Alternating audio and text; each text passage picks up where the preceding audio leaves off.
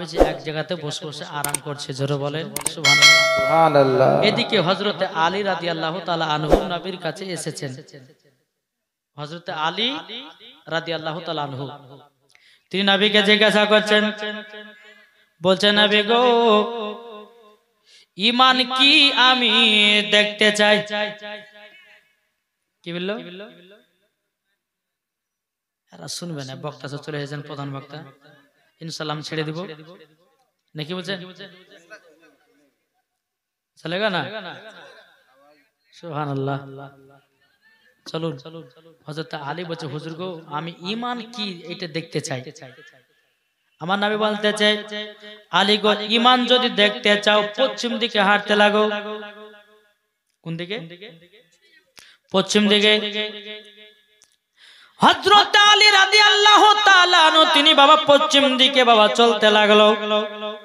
চলতে চলতে বেরাদার ইসলাম মুআদ্দাস সামানি কেরাম এক জায়গাতে একটা মুসলমানের মাথায় টুপি আছে, বাবা টুপিটাকে জানো লাথি মারতেছে।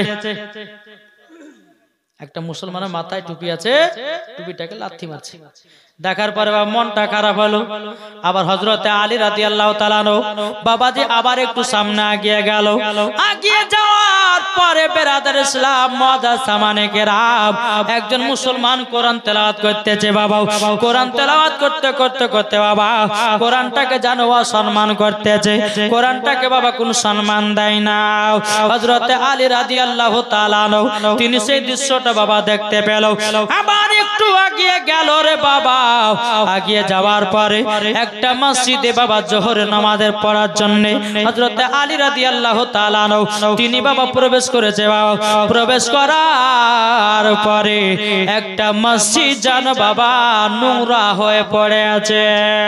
বেরাদার ইসলাম মুআদ্দাস সামানে কেরাম হযরতে আলী রাদিয়াল্লাহু তাআলা আনহু তিনি বাবা কি করলেন? এই ওয়াজটা কিন্তু আমাদের দরকার আছে, কেননা আজ আমাদের পরিস্থিতি এরকম। আমি কিন্তু নবীর জীবনী করছি না, জীবনী বাবা যে মা খাদিজার ইন্তেকাল থেকে ছেড়ে দিয়েছে, আমি এটা জিজ্ঞাসা করছি, এটাই আমি আপনাদেরকে বলছি। হযরত আলী রাদিয়াল্লাহু তাআলা আনহু কিছু ঘটনা, জি তো মসজিদে গেলেন, তো মসজিদটা নোংরা হয়ে পড়ে আছে, কেউ মরেছে মসজিদ ঝাড় দেয় না। আর এখন বাবাজি ইমামদের সম্মান নাই, আলেমদের সম্মান নাই। এখন আলেমকে বাবা যে মাসে 5,000 টাকা বেতন দিচ্ছে, আর আলেমকে কিছু মুসাল্লি বলছে কি যে মাসে মাদ্রাসা পরিষ্কার করেননি, ইমাম সাহেব পায়খানা পরিষ্কার করেননি, বাপে চাকরি রেখেছে, 5,000 টাকা বেতন দিবে আর ইমামদেরকে হুকুম করবে না। ইমাম মানে হলো বাদশা, আর ইমামকে বাবাজি মোহাব্বত করতে হবে নাকি বলছেন? ইমামকে যারা মোহাব্বত করবে ইমামে হুসাইনকে পাবে। সুবহানাল্লাহ। বেরাদার মুআদ্দাস সামানি কেরাম চলো আগে চলো। জোহরের নামাজটা আদায় করলেন, আদায় করার পরে বাবাজি আবার একটু আগিয়ে গেল। আগিয়ে যাওয়ার পরে আর একটা বাবা দৃশ্য দেখলো কি, বাবাদের দুইটা পাশে বাবা ইন্দারা, ইন্দারা মানে বোঝেন তো? কুয়া, জি জি কুয়া। কুয়া আছে। বাবাজি কুয়াটা দেখলো, কুয়াটাতে দেখলেন কি এই কুয়ার পানি বাবা তিনটা পাশাপাশি কুয়া আছে, কিন্তু বাবা এই লাস্টেকার কুয়ার পানি মধ্যে কাটটাতে না পড়ে তারপরে কাটটাতে পড়তেছে। আল্লাহ, বুঝলেন না? মধ্যে কাটাতে না পড়ে তার এই মধ্যে কাটা বাদ দিয়ে তারপরে কাটতে পড়তেছে। হযরত আলী রাদিয়াল্লাহু তাআলা আনহু তিনি বাবা আর আগে গেলেন না, কান্না করতে করতে আছে। আমার নবীকে বলছে, নবী গো আমি ঈমান আর দেখতে চাই না। আমার নবী বলছে, আলী কি দেখেছো বলো, বলো কি দেখেছো বলো। আমার নবী বলতেছে, বলে আলী গো বলো। তখন হযরতে আলী রাদিয়াল্লাহু তাআলা আনহু বলতেছে, ওগো নবীজি 5টা দৃশ্য দেখেছি। ওগো নবীজি 5টা দৃশ্য আপনাকে বয়ান করতে হবে, আপনাকে বলতে হবে। আমার গায়েবের সংবাদদাতা নবী বলতেছে, এই আলী একটা একটা করে বলো, তুমি যখন পশ্চিম দিকে ঈমান দেখার জন্য গেলে প্রথম কি দেখেছো বলো বলো। তখন হযরতে আলী রাদিয়াল্লাহু তাআলা আনহু তিনি বলছে, ওগো নবীজি আমি যখন পশ্চিম দিকে এগিয়ে গেলাম, নবী গো একটা মুসলমানের মাথাতে টুপি আছে, ওই টুপিটাকে জানো লাথি মারতেছে। নবী গো এটার কারণটা একটু বলুন না।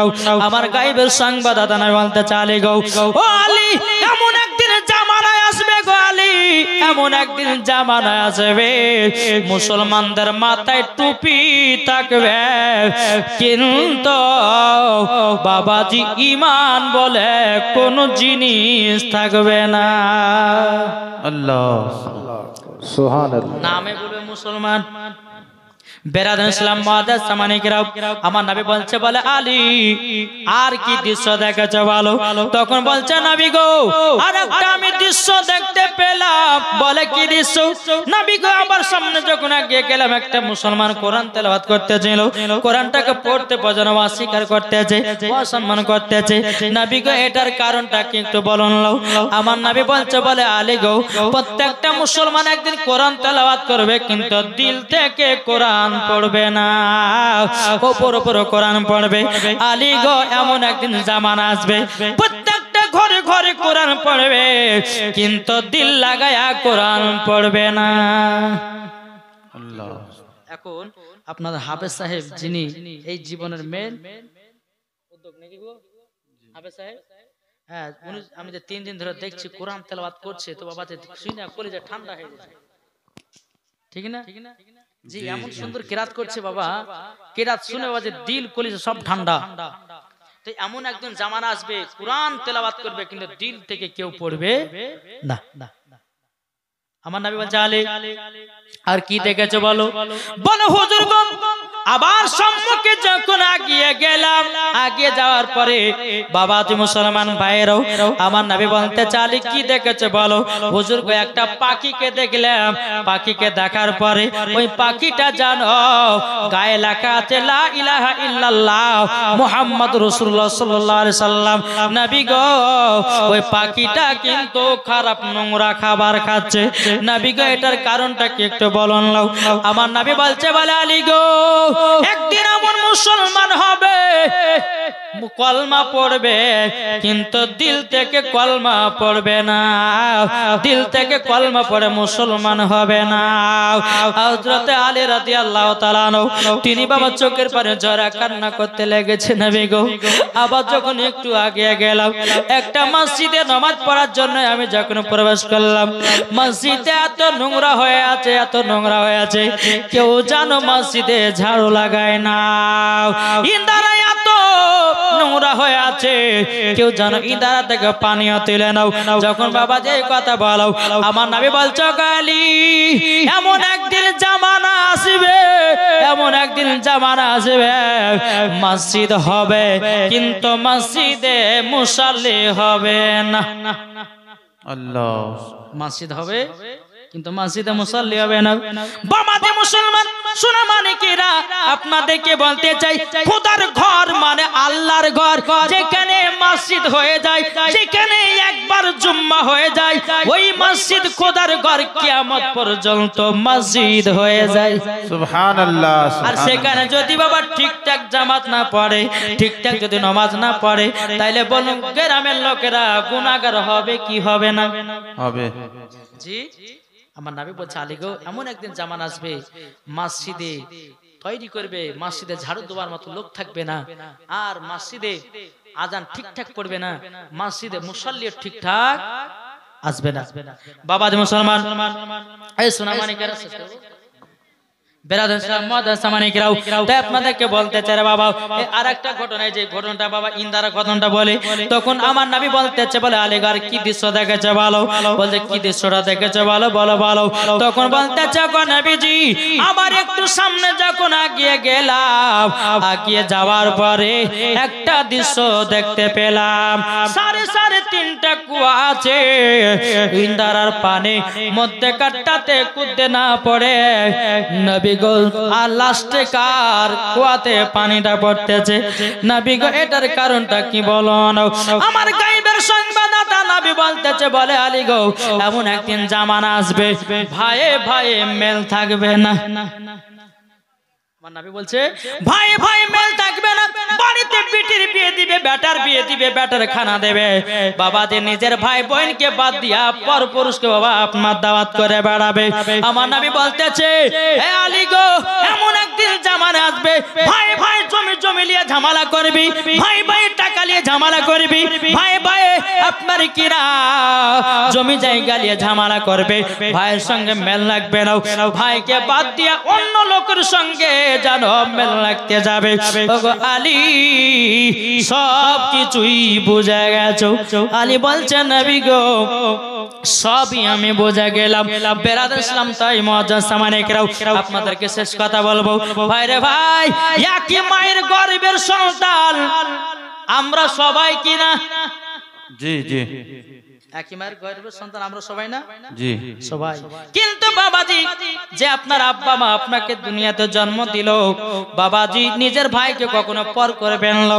ভাইরে ভাই, নিজের বড় ভাইকে ভাইয়ের মতো সম্মান দিতে হবে।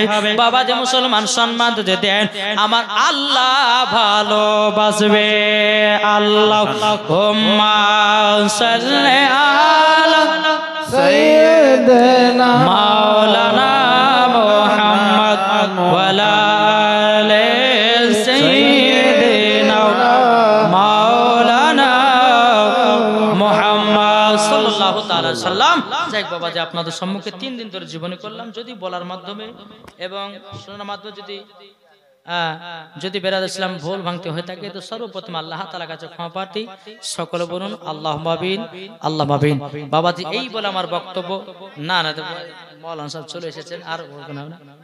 বেরাদার ইসলাম মুআজ্জাজ সামানিকরাম, আল্লাহ পাক আল্লাহ তাআলা আমাদের সকলকে সঠিক রাস্তায় চলার তৌফিক দান করে। জোরে বলো আল্লাহুম্মা আমিন। এই বলে আমার গাজাল শুনে দিন কইছে ওখানে, বক্তা সাহেব চলে এসেছেন না, ছোট করে।